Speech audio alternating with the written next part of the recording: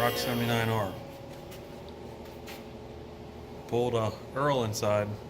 It'll be the first time I actually get underneath of it. And well, it's been here for a few weeks, and now I get to finally see how decent it is on underneath or not decent. I do know it's got some rust spots, but nothing major. And I'll give you a sound clip of what it sounds.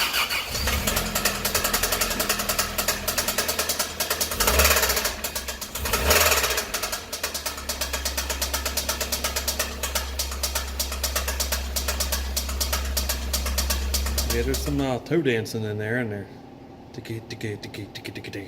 All right, Earl's on the left. Let's take a look.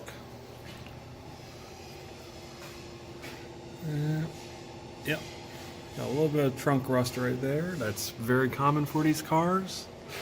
Oh, this side's actually quite fine. They like the rust here a little bit. Not a huge deal, not super structural. That's actually nice and clean. Gas tank appears good. They like the rust there too. But here's the rust I'm concerned about. But that doesn't look too bad. Fuel lines look okay. The seam is starting to rust. I've seen that many times. Not a big deal. A little bit of rust in that seam. This side is actually pretty good. It's hard to get the light to shine in there and get the camera to get, yeah, see, it's clean. I wonder if I could do it on this side because I get the lift further away. No, it's actually not bad in there. A little bit of rust on the seams again, not a big deal. Big thing is control arms. That's probably like the number one thing that looks to go bad on tercels in a rust belt. These are rusty, but appear to be still pretty solid. I was hoping to find some extra breather holes. With all the noise it makes. No, it's actually, the car's not in bad shape underneath. It's not absolutely perfect, but I wouldn't expect it. Actually, that bolt is new. So this side's been replaced. Maybe both were replaced at one point, but they had to reuse and put a new bolt over here. That's not bad. What I like to do, I like to drill a hole right here. And again, on the other side, without the light in the way, right there.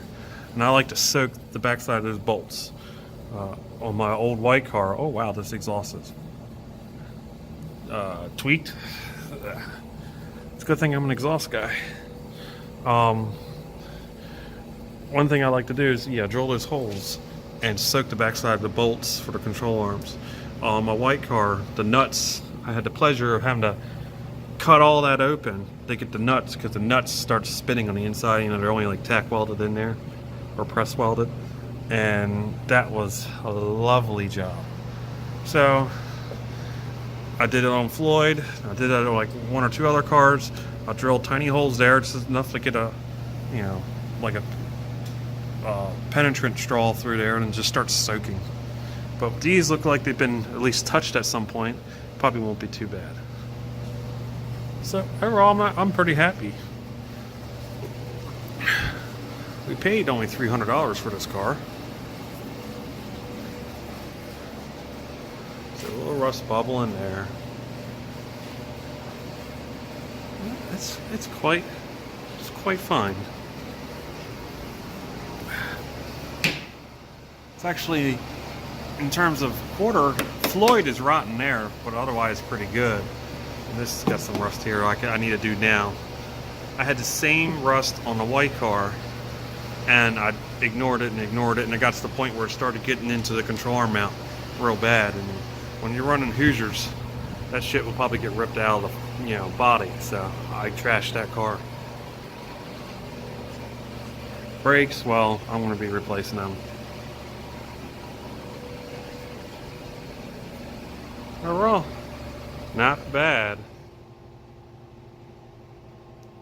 So again, the plan for the car right now, just get it running. Hopefully I'll see that motor soon. I like to use Toyota parts on especially seals, timing belts, stuff like that. Though I don't plan on keeping this motor long term. So I might get just cheaper aftermarket stuff. I priced some out on Rock Auto, and I could pretty much fully reseal the motor and service it for like less than 75 bucks, minus shipping and not counting shipping, which is not bad. And I might do that, just because it's not a long-term solution. And then I got, you know, the wheels and tires, my old race wheels and tires that will go on this when I'm going to race it. And I might get like an eBay Stage 1 clutch, just something that could take a little bit more abuse.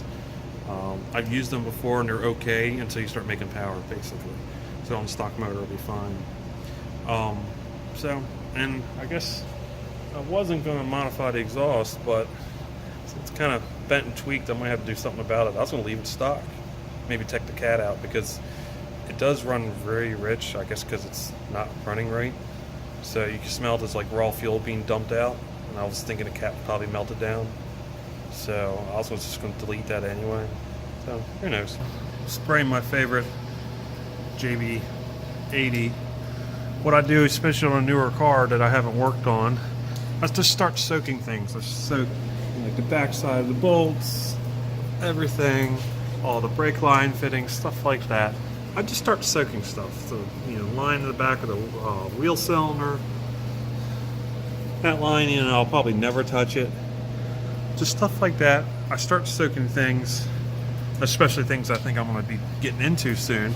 I haven't sprayed anything much up here yet. I realize this has no front sway bar, which is fine because I usually don't run them. But also, there's braces that go from here to here, at least on every 97 I've owned, even including Floyd, and this one doesn't have them. By the way, that's awfully shiny. I wonder if that's been replaced. A lot of the stuff's actually in really good shape. Like here's my favorite thing right here. I know this is random. The 409 stainless still looks really good right there, but when you get to that, it's like, So it's weird that it's a manual AC power steering car, but no front sway bar, and it has rear defrost.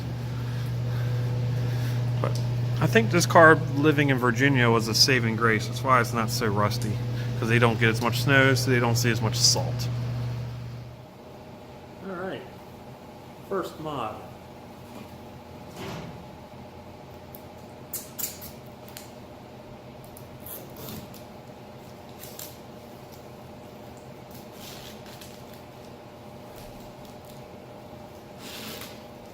Much better. Second mod. I want to delete the power steering because I really don't need it. And I like the way these racks feel without the boost. So it's got to come out, the motor's got to come out anyway. That's just one less thing in the way. So I'm going to take care of it today because I got a sort of an in-between day. I'm waiting on parts, and the other cars are kind of snowed in. So, just sucking that out. Using my Mighty Vac thing. Other than some pine needles, it's actually not bad underneath here. Yeah, it had some sort of stereo in there, and that'll all come out.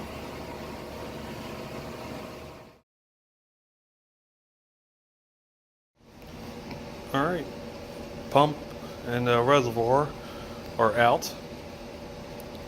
So now I gotta remove the lines. I got that one just kind of bent up right now. So I gotta put the car up and remove the lines and then loop it at the rack. So I undid the pressure line. What I'm gonna do, I already undid this clamp. I'm just gonna loop this line. Whoa, get that back in focus. I'll loop that line back onto that line.